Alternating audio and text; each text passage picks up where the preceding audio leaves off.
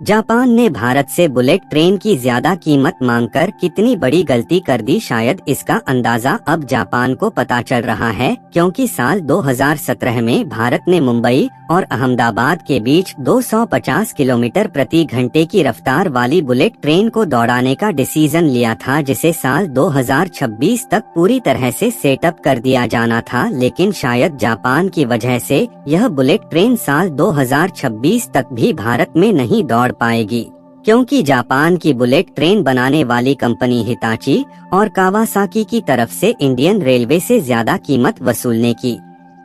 कोशिश की जा रही है। लेकिन अब भारत के रेल मिनिस्टर अश्विनी वैष्णव ने फैसला लिया है कि हम बुलेट ट्रेन को खुद ही भारत में बनाएंगे और इसके लिए हमें विदेशी टेक्नोलॉजी की कोई जरूरत नहीं है। और यह फैसला भारत की तरफ से ऐसे समय पर लिया गया है जब जापानीज कंपनी की तरफ से बुलेट ट्रेन के लिए दाम बढ़ा दिया गया है और जापान की बुलेट ट्रेन बनाने वाली कंपनी ने सीधा कह दिया है कि एक बुलेट ट्रेन के लिए इंडियन रेलवे को 460 करोड़ रुपए देने होंगे। तब से लेकर अब तक स्ट्रेस का माहौल छाया हुआ है और इसीलिए भारत की आईसीएफ, जो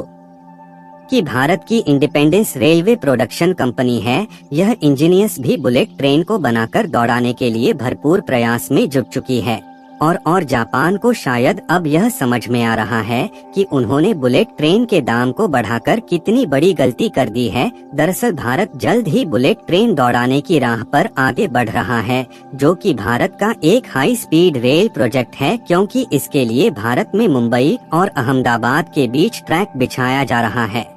जिसका 80% काम पूरा भी हो चुका है। लेकिन यह काम जापान के साथ मिलकर किया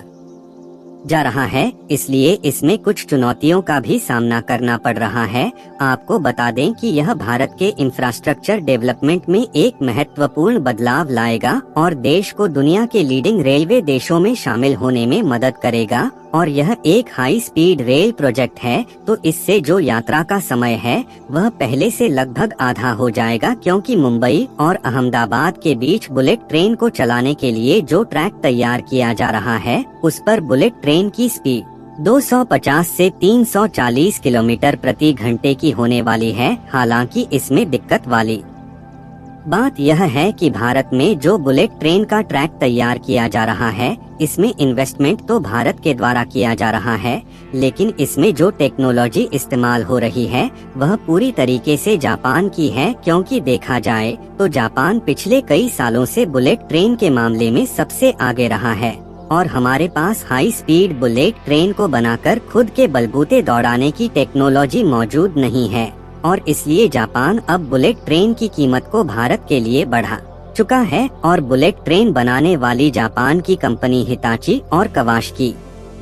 दोनों कंपनियों का कहना है कि वह एक बुलेट ट्रेन के लिए इंडियन रेलवे से लगभग 460 करोड़ रुपए लेंगे। और देखा जाए तो यह एक ज्यादा अमाउंट है जो कि इंडियन रेलवे से जापान की कंपनी मांग कर रही है। वहीं दूसरी तरफ जापानीज कंपनी का कहना है कि भारत में क्लाइमेट चेंज बिल्कुल अलग है, इसलिए हमारे पास जो एडजस्टिफाई में भारत के एनवायरनमेंट के हिसाब से बदलाव करने होंगे। और क्योंकि यह ऑन दी सेल प्रोडक्ट नहीं है, इसलिए जापान की बुलेट ट्रेनों को प्रॉपर तरीके से भारत में दौड़ने के लिए उसमें बहुत सारे मॉडिफिकेशन करने होंगे,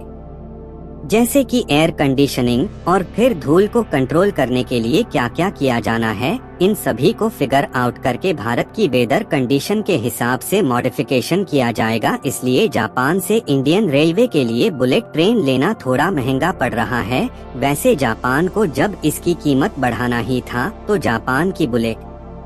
ट्रेन बनाने वाली कंपनियां भारत की आईसीएफ, जो कि इस समय इंडियन रेलवे के प्रोजेक्ट को संभाल रही है, इनके साथ मिलकर इन बुलेट ट्रेन को बना सकती थी। इससे हमारे लिए बुलेट ट्रेन थोड़ा सस्ती पड़ जाती और इन बुलेट ट्रेन को जापान की टेक्नोलॉजी पर भारत में बनाकर तैयार कर लिया जाता। लेकिन शायद जापान ऐसा करना ही नहीं चाहता। खैर कुछ भी हो, भारत की आईसीएफ इस समय बुलेट ट्रेन को खुद डेवलप करने पर जुट चुकी है। हालांकि भारत में जो बुलेट ट्रेन बनाई जा रही है वह जापान के जैसे एडवांस और हाईटेक तो नहीं होगी, जैसे कि वैक्यूम टॉयलेट और अन्य तमाम आधुनिक फीचर्स नहीं होंगे, क्योंकि भारत जो बुलेट ट्रेन डिजाइन कर रहा है वह कॉस्ट फोकस्ड है, यानी कि इसे कम लागत में बनाने का डिसीजन लिया गया है। इसलिए यहाँ पर वैक्यूम टॉयलेट की बजाय बायो टॉयलेट यूज किए जाएंगे। और दूसरी खास बात यह है कि इन बुलेट ट्रेन को इस तरह से डिजाइन किया जा रहा है ताकि 50 डिग्री सेल्सियस टेम्परेचर में आसानी से सरवाइव कर सके और इसके संचालन में कोई भी दिक्कत ना हो। और आपको बता दें कि भारत के लिए बुलेट ट्रेन को डेवलप करना उतना भी ज्यादा मुश्किल भरा काम नहीं है, क्योंकि ऑलरेडी भारत में वंदे भारत एक्सप्रेस चल रही है, जो कि देखा जाए तो एक प्रकार से बुलेट ट्रेन की टेक्नोलॉजी पर ही ज्यादातर बेस्ट है। और कमाल की बात यह है कि यह भारत की पहली सेमी हाई स्पीड ट्रेन है और इसे मेक इन इंडिया पहल के तहत भारतीय रेलवे के इंजीनियरों और वैज्ञानिकों द्वारा विकसित किया गया है। और इसे मात्र 18 महीने के समय अंतराल में भारत की ICF यानी कि इंटीग्रल कोच फैक्ट्री ने खुद भारत में स्वदेशी तौर पर डिजाइन और डेवलप करके तैयार कर लिया और इसमें ऐसी कोई भी टेक्नोलॉजी का इस्तेमाल नहीं किया गया है जिसके लिए हमें जापान या फिर किसी अन्य देश के सामने हाथ फैलाना पड़ा हो। लेकिन इसमें मैग्नेटिक फील्ड वाली टेक्नोलॉजी का उपयोग नहीं किया गया है, जिससे इसकी जो अधिकतम रफ्तार है वह 180 किलोमीटर प्रति घंटा है, यानी कि इसे हाई स्पीड रेल प्रोजेक्ट के तहत अभी नहीं माना जा रहा है। और भारत की जो पहली बुलेट ट्रेन होगी उसे मुंबई और अहमदाबाद के बीच चलाया जाएगा और इसकी स्पीड 250 किलोमीटर प्रति घंटा से 340 किलोमीटर प्रति घंटे तक होने वाली है, क्योंकि इसमें मैग्नेटिक फील्ड की टेक्नोलॉजी का इस्तेमाल करके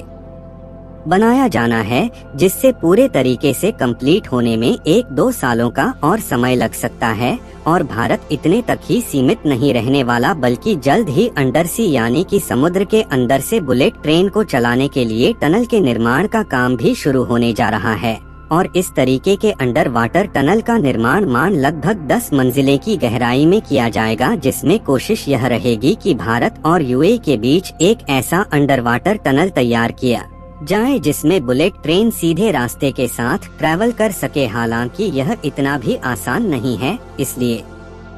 शायद हमें विदेशी कंपनियों की भी मदद लेनी पड़ेगी, फिर चाहे भले ही इन्वेस्टमेंट ज्यादा ही क्यों ना हो, क्योंकि इस तरीके के प्रोजेक्ट में सिक्योरिटी का भी विशेष ध्यान रखा जाना सबसे ज्यादा जरूरी है। और भारत जिस तेजी के साथ बुलेट ट्रेन पर खुद काम कर रहा है, उससे हाल ही में जब G7 समिट में भारतीय प्रधानमंत्री गए थे तो जापान के द्वारा बुलेट ट्रेन की चर्चा की गई। और यदि हमें बुलेट ट्रेन को 1-2 सालों के अंदर दौड़ाना है तो जापान की मदद लेनी पड़ेगी, अन्यथा हम साल 2028 तक खुद के बलबूते बुलेट ट्रेन चला